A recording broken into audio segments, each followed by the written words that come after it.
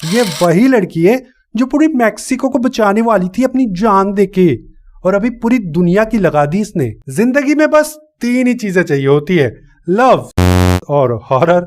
अब लव और का तुम देख लो और हॉरर का जुगाड़ मैं कर दूंगा। और ट्रूथ और डेयर भी तो एक हॉरर फिल्म ही तो है। और तुमने डॉर्म रूम में, स्कूल में या कॉलेज में ट्रूथ और डेयर गेम तो खेला ही होगा, कोक या बियर बॉटल के साथ, या फिर सिगरेट, नहीं सिगरेट के ठुट्टों से तो नहीं खेला होगा, एटलीस्ट आई होप सो। अब तुमने ट्रूथ और डेयर गेम खेला है या नहीं, पर ये मूवी देखने के बाद ना तुम ट्रूथ और डेयर गेम खेलने से पहले 10 बार जरूर सोचोगे। इस मूवी का जो कॉन्सेप्ट है ना वो बहुत अच्छा है, और इसके कॉन्सेप्ट की डिटेल में जाने से पहले जस्ट लाइक एवरी वीडियो ऐसे it's time for a history lessons. Let's go in the past baby. तो आखिर ट्रूथ और डेयर गेम की शुरुआत हुई कहां से? ट्रूथ और डेयर गेम की शुरुआत 1712 में हुई थी, मेरे और आपके पैदा होने से कई साल पहले, इनफैक्ट सेंचुरीज पहले। तब इसको क्वेश्चंस एंड कमांड्स के रूप में जाना जाता था। उस जमाने में ये क्रिसमस गेम होता था, इसको क्रिसमस पे खेला करते थे। कमांडर्स अपने जूनियर से सवाल पूछते थे और गलत जवाब मिलने पर उनका मुंह मिट्टी, कीचड़ या गोबर में रोन दिया जाता था। फिर धीरे धीरे जमाना बदला और जमाने के साथ साथ गेम का नेम, और अब इसको हम ट्रूथ एंड डेयर के नाम से जानते हैं, और अब इसके रूल्स भी काफी बदल चुके हैं। चलो हिस्ट्री लेसन बहुत हो गया, अब जरा प्रेजेंट में आ जाते हैं और मूवी की बात करते हैं। ट्रूथ और डेयर पे मूवी बनाना खुद ही में एक डेयर है, और यह डेयरिंग काम जेफ वेडलो ने किया है। अब ये जेफ कौन है? तो जेफ वो है जिसने नेवर बैक डाउन, किक-एस 2 जैसी मूवीज बनाई हैं, और बेट्स मोटेल और द स्ट्रेंज जैसे शोज भी लिख चुके हैं, और ये दोनों ही शोज मेरे बहुत ही ज्यादा फेवरेट है। और द स्ट्रेन तो मुझे बहुत ही ज्यादा पसंद भी आ रहा था। मैंने सीजन 1 देखा, और जैसे ही सीजन 2 देखने लगा तो पता लगा हॉटस्टार वालों ने उसे वहां से हटा दिया। क्यों हॉटस्टार क्यों किया यार? ये ओटीटी पे ना ये बहुत गंदा सीन है, ये लोग कभी भी कुछ भी हटा देते हैं। अरे बता तो देते। अब ट्रूथ और डेयर कोई ऑस्कर वर्दी मास्टरपीस नहीं है, और मैं ऐसा कुछ क्लेम भी नहीं कर रहा हूं। ये मूवी एंटरटेनिंग है और मूवी देखने में मजा आता है, और एक अच्छी फिल्म बनाने के लिए 3 ही तो चीजें चाहिए होती है, एंटरटेनमेंट और ढेर सारा एंटरटेनमेंट। ये जो फ्रेंड्स ग्रुप है ये स्प्रिंग ब्रेक पे मैक्सिको घूमने जाते हैं। वहां पे इन्हें एक स्ट्रेंजर मिलता है जो इन्हें पुराने चर्च में ले जाता है, और वहां पे ये ट्रूथ और डेयर गेम खेलते हैं। और फिर ये स्ट्रेंजर इन्हें बताता है कि अब इस इविल गेम का हिस्सा बन चुके हैं, और इस गेम के कुछ रूल्स है। ट्रूथ लेके अगर ट्रूथ नहीं बोला तो मरोगे, डेयर कंप्लीट नहीं किया तो भी मरोगे, और अगर गेम अधूरे में छोड़ दिया तो डेफिनेटली मरोगे। मतलब जिंदा रहने के उतने ही चांसेस है जितना कि फरहाद सामजी की एक अच्छी स्क्रिप्ट लिखने के। और फिर जब ये स्प्रिंग ब्रेक के बाद वापस आते हैं तो एक एक करके सब मरने लगते हैं। Too much fun. अब जेफ ने ट्रूथ और डेयर पे हॉरर मूवी तो बना ली, पर ऐसी ही कॉन्सेप्ट वाली कई सारी फिल्में पहले भी बन चुकी हैं, जिसका प्राइम एग्जांपल है इट फॉलोज, जिसमें ऐसा श्राप दिखाया है जो करने पे एक विक्टिम से दूसरे विक्टिम पे ट्रांसफर हो जाता है। मतलब सब कुछ करना पर मत करना। काफी इंटरेस्टिंग मूवी है, अच्छी मूवी है। अगर आपने अभी तक नहीं देखी है ना तो जरूर देख लेना। फिर ट्रूथ और डेयर में ऐसा क्या अलग है जो इसको इतना यूनिक और एंटरटेनिंग बनाता है?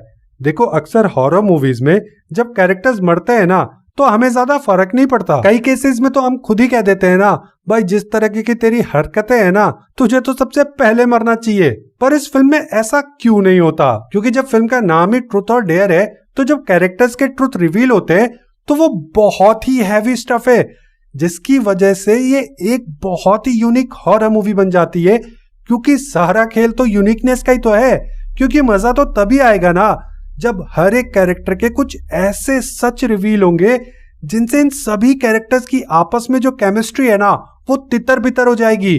और सबके पास छुपाने के लिए कुछ ना कुछ तो है। जैसे ओलिविया और मार्क की बेस्ट फ्रेंड है और मार्की का बॉयफ्रेंड है लूकस। स्टार्टिंग में ऐसा फील होता है जैसे लूकस की गर्लफ्रेंड तो मार्की है पर वो पसंद ओलिविया को करता है। मुझे लग रहा था शायद उनका कल्चर ही ऐसा है कि भाई किसी को किस करते हैं और किसी को प्यार। फिर मुझे लगा कि शायद मैं ही थोड़ा ज्यादा रिग्रेसिव हूँ, पर नहीं, मैं रिग्रेसिव नहीं हूँ, बल्कि इनका रिलेशनशिप ही टेढ़ा मेढ़ा है। ऑफ कोर्स एक मोमेंट पे आके मार्की को पता चल जाता है कि उसकी बेस्ट फ्रेंड उसके बॉयफ्रेंड को पसंद करती है, तो ऑफ कोर्स ट्रूथ और डेयर है तो इसमें सच तो सामने आएंगे ही, जिसकी वजह से रिश्तों में खटास भी हो जाएगी। और एक टाइम पे तो ये डेयर आता है कि जो ओलिविया है उसको लूकस के साथ करना पड़ेगा। और कमाल की बात यह है कि ओलिविया तो फिर भी थोड़ा शक पकाती है लूकस के साथ करने में, क्योंकि उसको लगता है ना कि ये शायद सिर्फ इसलिए मेरे साथ करेगा, मेरी जान बचाने के लिए मुझे पसंद नहीं करता है। पर जो लूकस है ना वो बोलता है ऐसा कुछ नहीं है, आई एक्चुअली लाइक यू, और ये मैं सिर्फ इसलिए नहीं कर रहा हूं ये डेयर कंप्लीट करने के लिए, बल्कि मैं सच में तुम्हें पसंद करता हूं। और उसके बाद ये दोनों फैक्स करते हैं, और फैक्स करने के बाद वो बिस्तर पे ही कह देता है कि I love marquee and not you. भाई ये बंदा कितना हरामी है, सच में मैं तो शॉक हो गया था ये देख के, क्योंकि मुझे तो लगा था लास्ट में इन दोनों का पेयर बनेगा, पर ये लड़का तो नेक्स्ट लेवल का हरामी निकला। तो ये मूवी आपकी सोच को चैलेंज करती है, और एक नहीं बल्कि कई बार करती है। और मूवी देखने का मजा तो तभी आता है ना जब मूवी प्रिडिक्टेबल ना हो। ऐसी ओलिविया ने भी अपनी बेस्ट फ्रेंड मार्की से कुछ छुपाया हुआ है, जो कि बहुत ही ज्यादा ट्रेजिक है। कुछ समय पहले मार्की के फादर ने सुसाइड किया था, और इस सुसाइड के पीछे का एक रीजन ओलिविया ही है। अब ये कोई छोटी मोटी बात नहीं है, अब ये जो कर्स है ये लोगों तक इस ट्रूथ और डेयर गेम के थ्रू ही तो पहुंचा है। तो ऑफ कोर्स इस गेम में जो कैरेक्टर्स के सीक्रेट रिवील होंगे वो सिंपल नहीं होंगे, और वो बिल्कुल भी सिंपल नहीं है। और ये चीज भी मूवी में ऐसी है जो मैंने बिल्कुल भी एक्सपेक्ट नहीं किया था। एंड ऑफ कोर्स ये मूवी मॉरल डिलेमा के बारे में भी है। अब इस पॉइंट पे हम आगे बात करेंगे, अभी नहीं, ठीक है, थोड़ी देर बाद में। अभी जरा ब्रैड के बारे में बात कर लेते हैं। एशियन पेरेंट्स कितने स्ट्रिक्ट होते हैं ये तो हम सभी को पता है। अब जो ब्रैड है उसके फादर पुलिस ऑफिसर है, और वो तो उसके लिए अपने फादर को ये बताना कि वो कितना मुश्किल है। जब हमारे अंदर कोई बात छुपी होती है ना जिसे हम बताना चाहते हैं, जो निगली भी नहीं जाती और उगली भी नहीं जाती, शब्द मुंह तक तो आते हैं पर मुंह से बाहर नहीं निकल पाते, गले में ही फंस जाते हैं, मुंह में ही जम जाते हैं। ये जो फीलिंग होती है ना ये बहुत ही ज्यादा डिप्रेसिंग होती है। और अपनी फैमिली को ये बताना कि आप आई थिंक दुनिया का सबसे डिफिकल्ट काम है। और टाइसन जिसकी पूरी फैमिली डॉक्टर है, वो खुद भी डॉक्टर बनना चाहता है, और वो पढ़ने में भी अच्छा है, ऐसा नहीं कि पढ़ाई में खराब है, पर कॉलेज में उससे कुछ मिस्टेक हो जाती है। वो स्टूडेंट्स को फेक प्रिस्क्रिप्शन बना के बेचता है। अब ये बात अगर रिवील हो गई, मतलब ऑफिशियल्स को पता लग गई, तो वो कभी डॉक्टर नहीं बन पाएगा। तो उसका भी बड़ा डेडली सीक्रेट है जिसकी वजह से उसकी पूरी जिंदगी खराब हो सकती है। तो सभी के जो सीक्रेट्स है ना वो बहुत ही ज्यादा हैवी है। ये सीक्रेट्स अगर उनके सबके सामने आ गए तो वो जीते जी मर जाएंगे, मतलब मरे ही बराबर हो जाएंगे। तो ट्रूथ और डेयर में अगर वो झूठ बोलेंगे तो भी मरेंगे, और सच बोलेंगे तो भी मरेंगे। अब ये तो वही बात हो गई ना कि एक तरफ कुआं और एक तरफ खाई। और अगर आप डेयर चूज करोगे तो डेयर भी यही मिलेगा कि आपको सच बताना है। हे भगवान, लो कर लो बात। ट्रूथ और डेयर बेसिकली मॉरल डिलेमा के बारे में है। जैसे कि जो ओलिविया है उसका पूरी पिक्चर में यही चलता रहता है कि मैं तो दूध की धूली हूँ, मेरे लिए तो अपनी जान की कोई कीमत ही नहीं है, मैं तो सबकी परवाह करती हूँ, अपनी सबसे बाद में करती हूँ। फॉर एन एग्जाम्पल, एक कॉन्वर्सेशन में ये सवाल उठता है कि या तो तुम खुद को और अपने दोस्तों को बचा सकते हो या फिर मैक्सिको को। मतलब अगर तुमने अपने दोस्तों को और अपने आप को बचाया तो मैक्सिको की जो पूरी पॉपुलेशन है वो खत्म हो जाएगी, ठीक है, जो कि बहुत ज्यादा है। और अगर अब तुमने मैक्सिको को बचाया तो तुम और तुम्हारे दोस्त मर जाएंगे। तो ओलिविया सबसे पहले टेक लेती है इसमें और कहती है कि सॉरी गाइस, मैं तो ना मैक्सिको को बचाऊंगी। मैं तो सच बोल रहा हूं, तभी समझ गया था कि ये वही लोग हैं जो मौत आने पे ना सबसे पहले भागते हैं या फिर अपनी जान बचाने के लिए किसी को भी मार सकते हैं। देखो मेरा तो मानना है, सच कहो सुखी रहो। देखो भाई, जब जान पे आती है ना तो सबसे पहले अपनी बचाते हैं, जान सबको प्यारी होती है। ओलिविया पूरी पिक्चर में सबको ज्ञान बांटती रहती है और हर टाइम मॉरल पुलिसिंग करती रहती है, और लास्ट में खुद क्या करती है, अपनी और अपनी दोस्तों की जान बचाने के लिए वो उस कर्स्ड ट्रूथ और डेयर गेम को यूट्यूब पे अपलोड कर देती है। अब पूरी दुनिया उसे देखेगी और देख के धीरे धीरे मरती रहेगी, पर इससे उसको क्या फर्क पड़ता है, उसकी तो जान कुछ समय के लिए बची जाएगी ना। ये वही लड़की है जो पूरी मैक्सिको को बचाने वाली थी अपनी जान देके, और अभी पूरी दुनिया की लगा दी इसने। अब उस यूट्यूब वीडियो को जितने भी लोग देखेंगे सब उस ट्रूथ और डेयर गेम का हिस्सा बन जाएंगे ना, और एक एक करके मरने लगेंगे। और इसकी फ्रेंड की बारी अब बहुत टाइम बाद आएगी। सच में कितनी हरामी है लड़की। पता नहीं लोगों को मॉरल डिलेमा क्यों रहता है, वो सिंपली ये एक्सेप्ट क्यों नहीं कर लेते कि हम ह्यूमंस सेल्फिश होते हैं।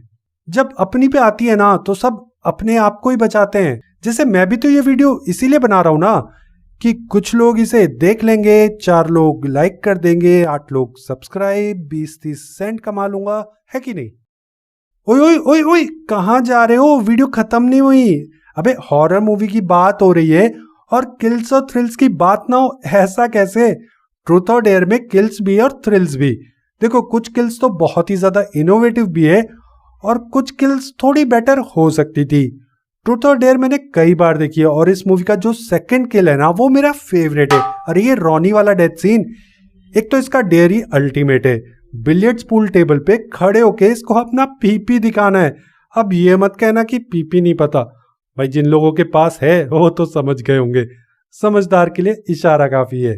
एक तो रॉनी है भी बंदा थोड़ा सा हरामी टाइप का और इसको डेयर भी हरामियों वाला ही मिला है, तो ये बेचारा जैसे तैसे बड़ी मुश्किल से डेयर करने की सोचता है, पर सब उसको चिढ़ाने लगते हैं तो डेयर करने से मना कर देता है। और फिर उसके बाद वो जो टेबल से गिरता है ना, ओ माय गॉड, वो सीन ना मुझे बहुत ही ज्यादा अच्छा लगता है। मतलब जो आवाज आती है ना कड़क, ओ माय, दैट्स ग्रेट। और जो पेनिलोपी का डेथ सीन है वो और अच्छा हो सकता था। देखो एक तो उसने दारू की बोतल ले रखी है, पहले से ही नशे में, और पूरी बोतल नीट पीते हुए उसको अपनी छत की पूरी वो जो कॉर्नर है उस पे चलना है। अबे इसमें से तो नॉर्मल इंसान गिर जाए और वो तो नशे में टल्ली है, तो उसका गिरना तो पक्का ही था। कसम से अगर वो इस गेट पे गिर जाती ना और उसका शरीर के आर पार ये लोहा चले जाता तो मजा आ जाता। पर वो मरी कैसे? गोली खा के। क्या यार, क्या कर रहे हो यार, मजा ही खराब कर दिया। ऐसे ही ब्रैड की डेथ भी सिंपली गोली लगने की वजह से हो जाती है। यार गोली लगने से तो नॉर्मल मूवी पे भी लोग मर जाते हैं और ये तो हॉरर मूवी है, कुछ तो एफर्ट्स डाल देते। इसके अलावा मुझे टाइसन का डेथ सीन अच्छा लगा। हाँ किल्स थोड़े बेटर हो सकते थे, स्टिल मूवी में मजा तो आता है। बस इतना ही है। अभी तो फिलहाल इतने ही थॉट्स है इस फिल्म को लेके मेरे दिमाग में। फ्यूचर में कुछ और ऐड करने का मन किया तो अपना ही चैनल है ट्रूथ और डेयर पे एक और वीडियो इससे बना देंगे। हो गया भाई, जाओ, टाटा, बाय बाय।